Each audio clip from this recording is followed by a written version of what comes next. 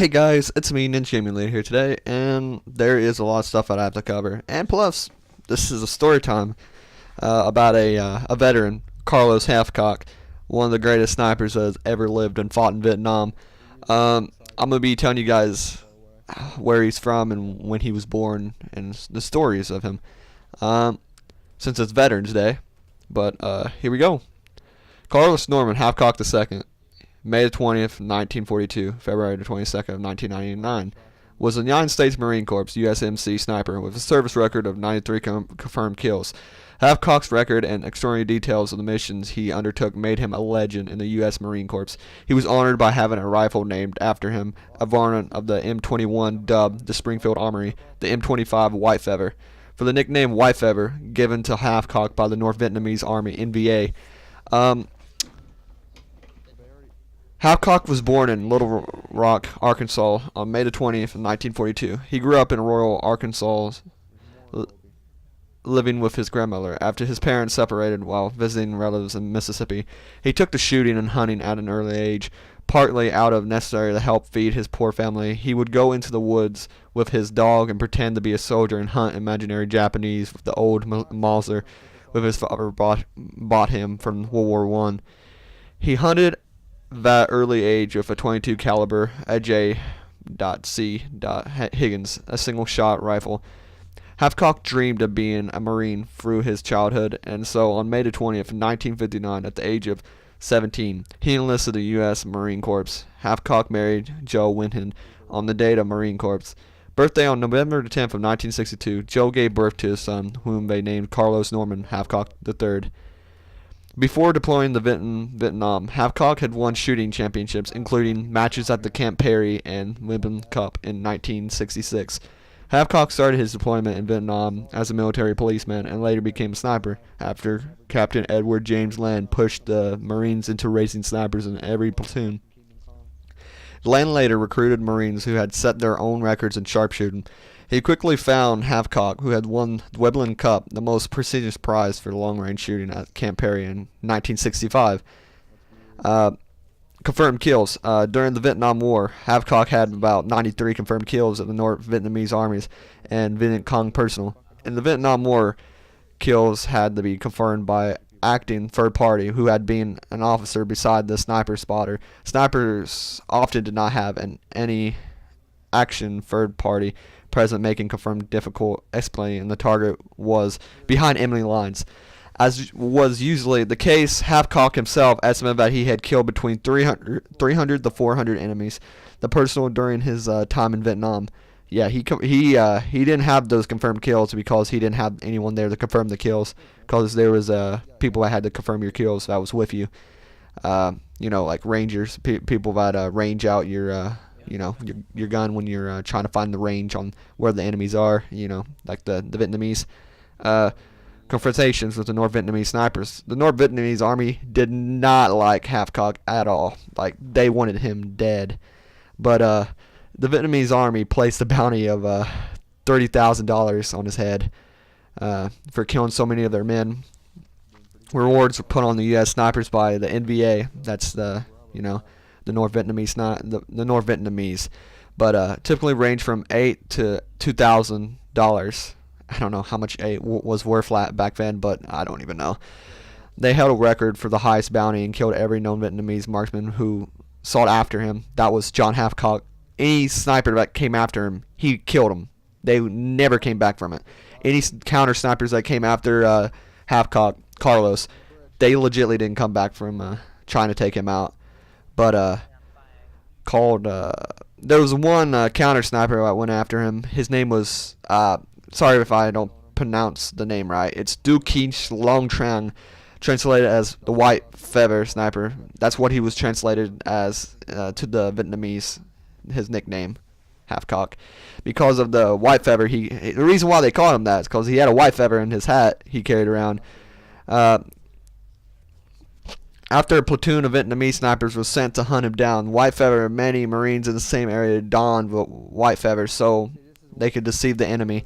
These Marines were aware of the impact of Hathcock's death, would have took it upon themselves to make themselves targets in order to confuse the counter snipers. So pretty much what they did was they carried around feathers in their hats too, because Hathcock carried around a feather in his hat, a white feather.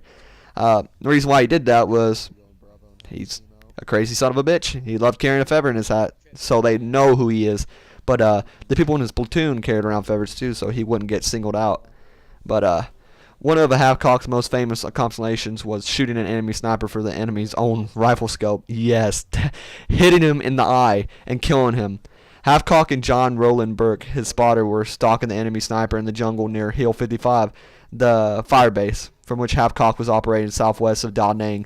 The sniper, known only as Cobra, that was the sniper that was coming after him to kill him, had already killed several of the Marines. It was believed that he has been sent to kill Hathcock. When Hathcock saw a flash of light reflecting off the enemy's sniper scope in the bushes, he fired at it, shooting for the scope and killing the sniper. Severely the situation, Hathcock concluded that the only feasible way he could have put the bullet straight down the enemy's scope for his eye would have been both snipers were zeroing in on each other. So pretty much Hathcock and Cobra were looking at each other straight for the scope at the same time, and he pulled the trigger first.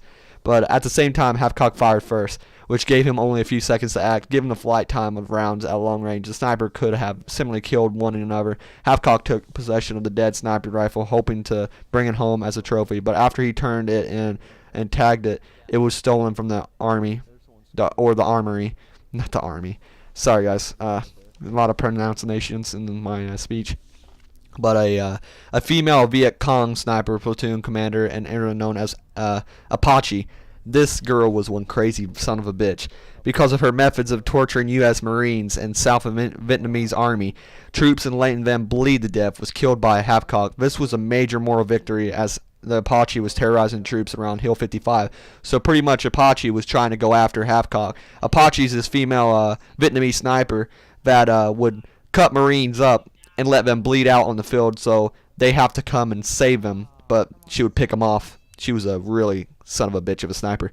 But Hathcock only once removed the white feather from his bush hat while he deployed to Vietnam during a volunteer mission days before the end of his first deployment. He crawled over 1,500 yards of field to shoot a high-ranking NVA officer. He was not informed of the details of the mission until he accepted it. This effort took 4 days and 3 nights without sleep of constant inch-by-inch crawling. Hathcock said he was almost stepped on, and he laid camouflage of grass and vegetarian in his meadow shortly after sunset. At one point, he was nearly bitten by a bamboo viper. Bamboo vipers are scary fucking snakes. I'll put a picture of a snake up, but it's a one scary-ass snake. But he had the presence of a mind to avoid moving and giving up his position. As the officer extended his encounter, Hathcock fired a single shot that struck the officer in the chest, killing him. Sorry about that if you guys hear a ding, that was my phone. But after enduring this mission of killing the NVA officer, Hathcock returned to the United States in 1967, and he missioned the Marine Corps. However, he returned to Vietnam in 1969, where he took his command of the platoon of the snipers. Medical evacuation. On September the 16th of 1969, Hathcock's career as a sniper came to sudden along Route 1 north of LZ badly.